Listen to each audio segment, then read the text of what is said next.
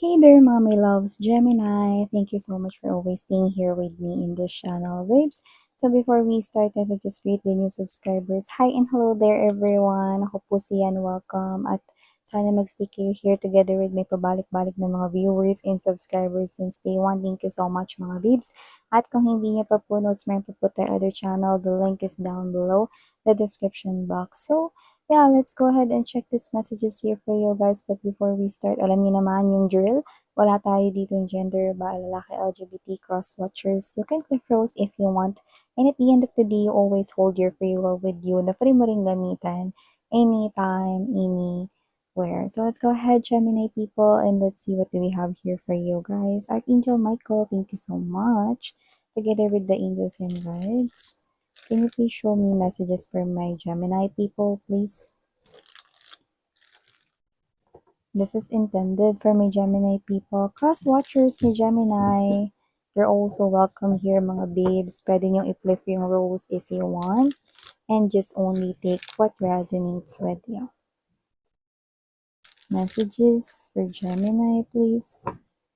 Messages for Gemini. Gemini.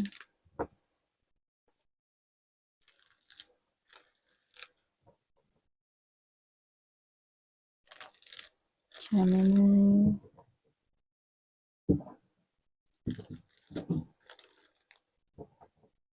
Okay, so let's go ahead and check this messages here for your Gemini, but let me do the honor first ng pag-lay ng ating mga energy sa ating table for you. You have here the Star, Knight of Cups. Could be dealing with the Cancer, but doesn't have to be. Pwede kayo mag-deal with any zodiac signs. Energies ng pagbasihan natin at hindi ang zodiac signs, mga babes. Okay. Nine of Wands, Knight of Wands, Emperor's energy. King of Swords, Nine of Cups, Judgment card energy. Bottom of the deck, Sun card, Queen of Coins, and the Seven of Wands energies. For me, Gemini people, I'm seeing right here na meron dito na wish fulfillment when it comes to your love life, no? Ang sunod na taong mag-offer sa'yo ng love offer ay ang huling tao na, no? Ibig sabihin, huling tao, no? Na makakasama mo, future spouse mo, siya nakikita ko dito, makakatuluyan mo forever, no? Nakikita ko dito that this person here, you will sense as a seriousness sa kanyang energy no kapag dumating na siya sa life mo. And this person here is hopeless romantic kahit na ilang beses na rin siyang nasaktan when it comes to love. And take note, hindi lang yung basta-basta nasaktan, talagang dumaan siya sa mga major, no? Major mga heartaches ng kanyang love life, no? Pero after meeting you, no, this person here will try again, no? Hopeless romantic siya dito at nakikita ko na siya na yung magiging future spouse mo. This person here is serious sa kanyang intention, no, in taking this connection to the next level. Okay? Not into rush. This person here will wait for your answer up until you're ready to accept him or her fully sa iyong heart, sa iyong life, sa iyong world. You know? So, nakikita ko that this person here could be somewhat good-looking. May itsura, pwedeng malakas yung appeal, no? And this person here, for some reason, no, posibleng meron siya ritong maraming mga friends list or fans or mga likers, no? Maybe into social media siya, may TikTok account or Facebook account, no? May mga ganyan. Basta, marami siya ritong followers, no? Or marami siya ritong mga likers, yan. Nakikita natin dito. He doesn't have to be dito celebrity siya or famous. Pero nakikita ko dito na isa siyang energy na because may itsura siya, okay? Nakita ko dito na marami dito yung mga nagkaka-crush din sa kanya. Yan, no? So, posible mo siya dito makilala sa trabaho. Baka siya yung bagong sa trabaho o posibleng ikaw. Yan, no? Pwede naman kahit saan, pero posibleng makilala mo siya sa way of earning a living mo or sa yung trabaho or pinagkakaabalahan na may kinalaman sa pera. Yan, no? So, nakikita ko rin dito mga beso. Yeah, pwedeng kahit ano ha, pwedeng ikaw yung bumili sa kanya, ano kasi may negosyo siya, no? May ganun. Basta related sa money. ano, or baka bumili ka sa convenience store niya, may mga gano'n. Yan, 'no. So, whatever the case may be, just take how this resonates, eh. So, nakikita ko rin dito 'no, na meron din ditong energy na maliban sa seryosong darating sa buhay mo, meron din ako dito na parang player na darating sa buhay mo. Medyo malakas yung hangin niya, mayabang 'to, ayun. Magaling lang 'to sa salita 'no, tsaka medyo mabulaklak siya magsalita pero kulang sa gawa 'no. At nakikita ko na parang puro siya mamaya na or later or sa susunod na lang 'no, yung mahilig siyang ano, kunwari, "O kita tayo sa ganitong ano, schedule, ganitong lugar," 'no, tapos 'pag malapit na yun sasabihin niya, "Ay sa ano na lang pala kasi ganito, ganyan." Ang daming dahilan 'no, at hindi lang isang beses, maraming beses din ganyan 'no, mauumay ka na lang 'no. So, whatever the case may be, player type of energy, so posibleng meron dito siyang schedule na kung sino-sino yung makikitain niya, may schedule na rin kung anong araw 'no, ta's 'pag hindi niya trip 'no, paasa, ibang araw daw ilalagay, ta's pagdating ng ilang ilang araw na 'no, iibahin na naman niya, yung mga ganyan. So, nakikita ko dito na may red flag, makikita at mapapansin mo din 'yan agad 'no, at mararamdaman mo. So, spirits are saying, no advice for you is this Nine of Wands energy. Maintain your boundaries here, babe, because I do see, okay, that this person here could be connecting already, okay, sa iba sa inyo. Iba parating na, you know. Huwag niyong i-entertain yung taong red flag. Yan, no? Puro salita, puro ano, tas mayabang, yan.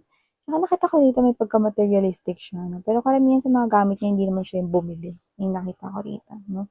Puwedeng galing yan sa iba't ibang mga naka-connect niya 'no, or baka hiningi niya sa nanay niya. Yan 'no, may pagka-hashtag hingi dito, hingi doon ang energy niya 'no. In short, tamad siya, yan.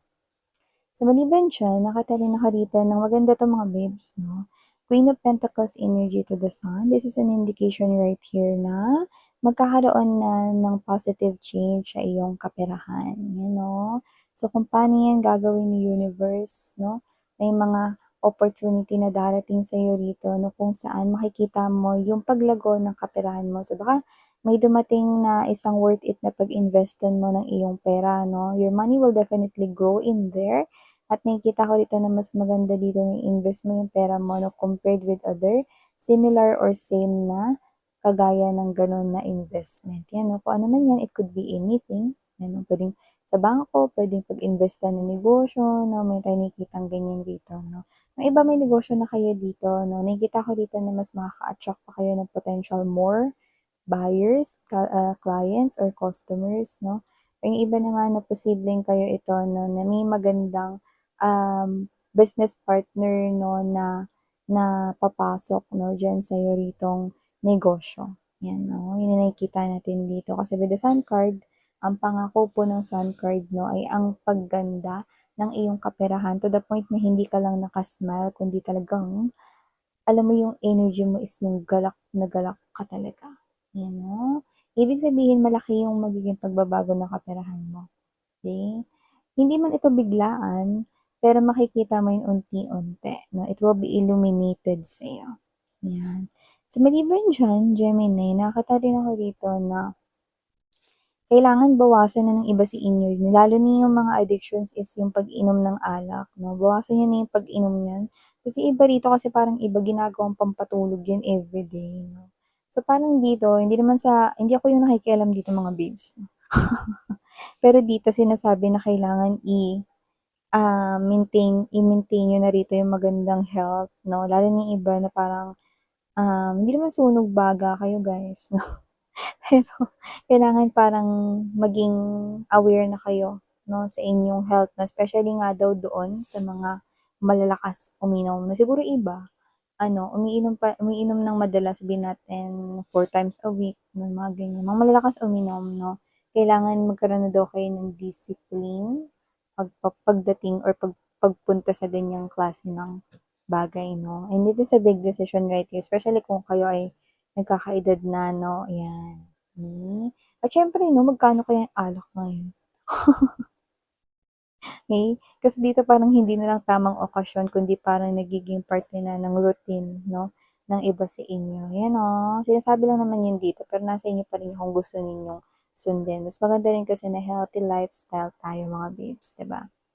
Maliban diyan, meron din dito ang isang energy na gumagawa ng desisyon ngayon, 'no, na bumalik sa buhay mo at 'wag na tayo dito magpa-petiks-petiks pa 'no, ex mo 'yan 'no, pero nakikita ko dito na posibleng meron mo na siya ritong kailangang ayusin at harapin at mukhang ayun ang sarili niya rito na parang family or sa side niya, may family or may friend siya rito na posibleng nakasamaan niya ng loob 'no, dahil naghiwalay kayo or nagkaroon ng separation or pagtuldok ng inyong connection before. Parang nagkalamat yung kanya ritong connection with his or her family, especially kung married kayo nitong person na 'to 'no, before. So, nakita ko rito 'no, na kung sino man 'to, married kayo o hindi, may naging lamat nung naghiwalay kayo. Nagkalamat sa relationship, sa pagitan niya ng posibleng ka-close niya, puwedeng pamilya niya or mga kaibigan niya, Gemini. Yun ang nakita ko rito. And this person here could be, you know, thinking of coming back to you. Pero kailangan niya muna ayusin yung gusot niya with his or her own loved ones dito. You know? Alam niyo naman, sa huli yung pagsisisi, kasi pag nilagay yan sa unahan, tingin niyo magsisisi siya. Iba hindi. So whatever the case may be, nakikita ko siya ritong babalik sa life ninyo. You know? Kung sino man siya naging dahilan kung bakit kayo naghiwalay, walang iba, standing out, third party na someone else, no? Pinagpalit niya po kayo sa iba, tao po yan, no? Puwede ring ahas, sige. Yan, no? Pero babalik na siya rito. Yan ang kanyang desisyon daw. Yan, no? Bahala na, no? Kahit na itaboy niyo siya dito with this King of Swords energy, judgment, and there's this Nine of Cups. Sige, carry lang daw. Sasaluin niya daw lahat yan, tatanggapin niya. No? Basta lang, this time, ilalaban niya na 'tong connection na 'to. May sinasabi rin siya rito na posibleng naging mahina siya before or naging weak siya rito na dahil pumatol siya sa temptasyon. Yan, 'no. Sino man siya, kaya nakakilala sa kanya, mga babes. Yan. For some reason, may lumalabas din dito 'no, na iba sa kanila nagkaroon na rin sila ng anak dun. Pero siyempre, nasa inyo pa rin yung desisyon. Alam niyo naman na free will niyo 'yan at may laya kayong gamitin ang sarili ninyong free will, 'yan 'no. Iba pang mensahe na nakikita ko dito para sa'yo, Gemini. May nakikita rito 'no, that with the Emperor's energy, Page of Pentacles 'no, nakikita ko dito na magugustuhan ka 'no. Hindi sa romantic way, parang magiging favorite ka ng isa ritong puwedeng manager mo, supervisor mo 'no, or ng boss mo, ano, or ng CEO ng company pinagtatrabahuhan mo dahil magaling ka at madiskarte, innovative ka at flexible, 'yan 'no.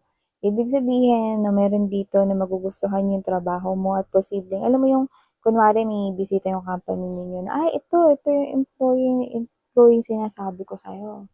'Yan 'no, para kang alam mo 'yun, representative ng company ninyo or parang ace, 'yan ang taray, ace 'no, ng company ninyo 'no. Ibig sabihin, parang ganito, doesn't have to be na, okey 'no, ikaw na yung parang face of your company, pero posibleng may mga business proposals or projects 'no, na ikaw yung, naging leader dun 'no, or ikaw yung nag-lead ng project na yun 'no, and then ikaw 'to na parang bini-build up ka ng boss mo. Ito yung employee na in charge doon 'no.